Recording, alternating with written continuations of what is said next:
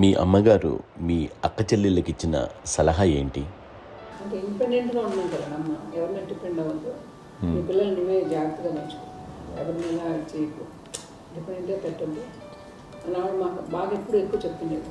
నేను నాకు కొంచెం టఫ్ టైమ్స్లో కూడా ఆమె నీ పాటు నువ్వే ఉండాలి, ఎవరి దగ్గర ఉండదు, ఎవరింట్లో ఉండదు, మా దగ్గర కూడా ఉండదు, నీ ఇద్దరు లిమిట్గా నువ్వే ఉండాలి. అది కష్టం కదండి అట్లా చెప్పడం. చెప్పారు చాలా తక్కువ, బట్ నాకు అదే ఇచ్చే ధైర్యం. ఇండిపెండెంట్గా అట్లా ఒకరి దగ్గర ఉంటే నీ గౌరవం తగ్గిపోతుంది ఎక్కడ ఉండదు. అది చాలా నాకు చాలా ఇన్స్పైరింగ్ ఉండేది అమ్మ మాటలు. ఇప్పుడు కూడా అది చాలా హ్యాపీగా అనిపిస్తుంది అని చెప్పింది.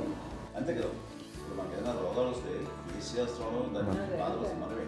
బట్ తగ్గించేవాళ్ళు కన్సర్న్ చూపించే డాక్టర్స్ ఒట్టుకోలు ఇద్దరు కింద ఉండొచ్చు, కానీ పోరాడాల్సింది మనమే.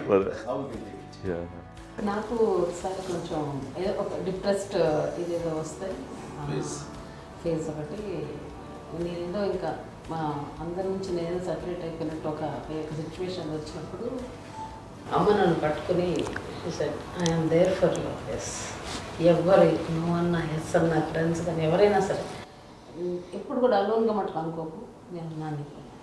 ఆవిడ నన్ను పట్టుకొని ఇచ్చిన అఫెక్షన్ లేదా ఫీలింగ్ అసలు బలం అన్నమాట. ఇంకా ఏంటంటే ఏమైనా చేయగలను నేను, పర్లేదు ఇంట్లో ఏదైనా సాధించగలను అని ఒక భరోసా తల్లి దగ్గర నుంచి రావడం అనేది నాకు ఎవరు అవసరం లేదనిపించింది. అంత స్ట్రాంగ్గా ఆవిడ support, very strong, very practical. అంత స్ట్రాంగ్ చేసింది నాన్న చెప్పండి.